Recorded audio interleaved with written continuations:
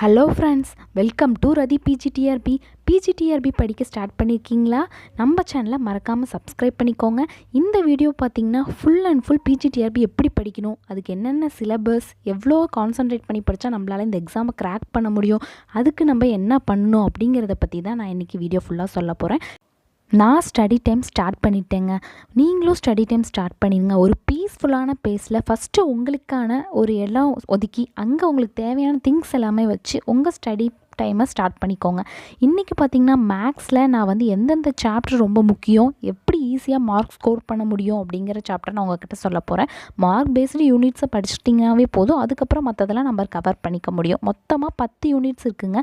இதில் பார்த்திங்க அப்படின்னா என்னென்ன யூனிட்ஸ்ன்னு நம்ம வந்து பார்த்தோம்னா algebra, real analysis, complex analysis, operational research, topology, functional analysis, differential geometry, differential equations, classical mechanics and numerical analysis, probability theory, இதெல்லாமே தாங்க நமக்கு இருக்குது. இந்த 10 டாப்பிக்குமே முக்கியம். ஆனால் இதில் மார்க் பேஸ்டாக வந்து நிறையா கொஷின்ஸ் வந்து ஃபஸ்ட்டு 5 டாபிக்ஸில் தானே இருக்குது. ஏன்னா ப்ரீவியஸ் இயர் கொஷின்ஸ்னை வந்து நம்ம அனலைஸ் பண்ணி பார்க்கும்போது இந்த ஃபஸ்ட்டு 5 டாப்பிக்கில் இருந்து நிறையா வந்து கொஷின்ஸ் வந்திருக்கு அப்படின்னு வந்து பார்க்க முடியுது. அதனால் ஃபஸ்ட்டு நீங்கள் இந்த 5 டாப்பிக்கை கவர் பண்ணி முடிச்சுட்டு ப்ரீவியஸ் இயர் கொஷின்ஸ்லாம் கொஞ்சம் போட்டு பாருங்கள்.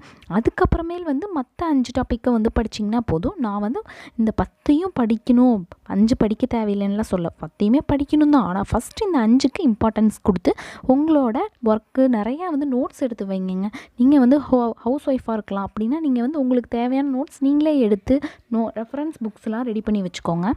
ப்ரீவியஸ் இயர் கொஷின்ஸ்க்கான நிறையா கொஷின் பேப்பர் நம்ம ரெடி பண்ணி வச்சுக்கணும். அப்போ தான் எந்தெந்த யூனிட்லேருந்து என்னென்ன மாதிரி கொஷின் கேட்குறாங்க, அதை நம்ம எப்படி சால்வ் பண்ணுறது, எப்படி ஆன்சர் கொண்டு வரதுன்னு தெரியும். 5 யூனிட்டை கம்ப்ளீட் பண்ணதுக்கப்புறம் மற்ற யூனிட்டை கண்டிப்பாக நம்ம படித்தாதாங்க நம்ம வந்து அதிகமாக மார்க் ஸ்கோர் பண்ண முடியும். ஸோ நீங்கள் வந்து உங்களோட ஸ்டடி டைமை சீக்கிரம் ஸ்டார்ட் பண்ணுங்கள்.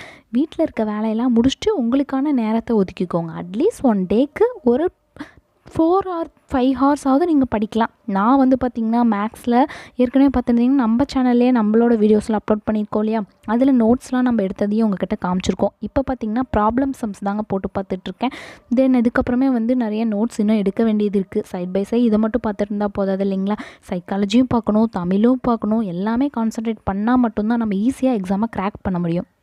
நான் வந்து இப்போ வந்து பார்த்திங்கன்னா சைக்கிளிக் குரூப் டாபிக் முடிச்சிருக்கேன். அடுத்து வந்து பார்த்திங்கன்னா நிறைய முக்கியமான டாபிக்ஸ் இருக்குது. ஃபஸ்ட்டு வந்து நான் முடித்தது எல்லாமே வந்து ஒரு ஸ்டிக்கில் வந்து நான் வந்து தனியாக நோட் பண்ணி வச்சுக்குவேங்க. அப்போ தான் நம்ம வந்து எதாவது முடிச்சிருக்கோம், இன்னும் எதாவது படிக்கணும் அப்படிங்கிறது தனியாக தெரியும். நீங்களும் உங்கள் கைப்பட ஃபஸ்ட்டு சிலபஸை எழுதிக்கோங்க. அதுதான் ரொம்ப முக்கியம். சிலபஸ் எடுத்து எழுதி வச்சிங்க அப்படின்னா தான் என்னென்ன படிக்கிறோம், அது எப்படி முடிக்கிறோங்கிறத நம்மளே வந்து நோட் பண்ண முடியும்.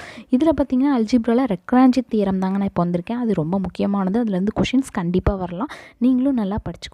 இதை பற்றின ப்ரீஃபான வீடியோஸ் நான் உங்களுக்கு வந்து அடுத்த வீடியோவில் நான் வந்து அப்லோட் பண்ணுறேன். நீங்கள் மறக்காமல் நம்ம சேனலை சப்ஸ்கிரைப் பண்ணி வச்சுக்கோங்க.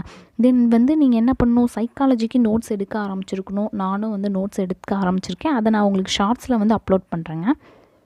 நீங்கள் இப்போ தான் புதுசாக படிக்க ஸ்டார்ட் பண்ணியிருக்கீங்க, அதுவும் மேக்ஸ் மேஜர்னால் நம்ம சேனலில் உங்களுக்கு ரொம்ப யூஸ்ஃபுல்லாக இருக்குங்க. ஃபஸ்ட்டு நீங்கள் சிலபஸ் எடுத்துக்கணும்.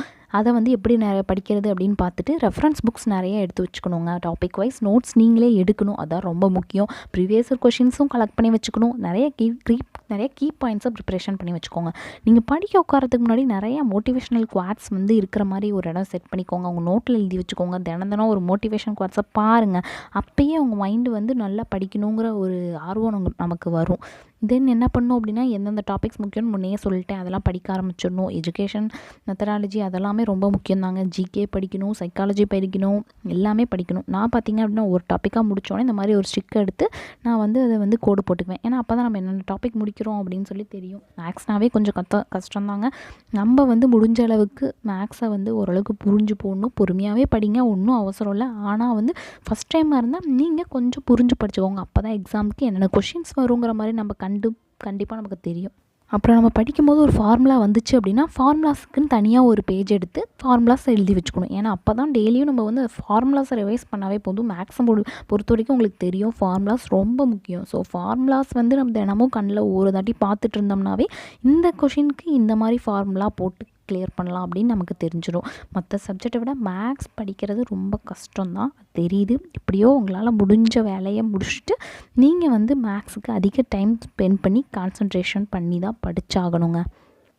நானும் ஹவுஸ் ஒய்ஃப் தானேங்க. எனக்கும் 5 மந்த்ஸ் பேபி தான் இருக்குது. நானும் இப்போ தான் புதுசாக படிக்க ஸ்டார்ட் பண்ணியிருக்கேன்.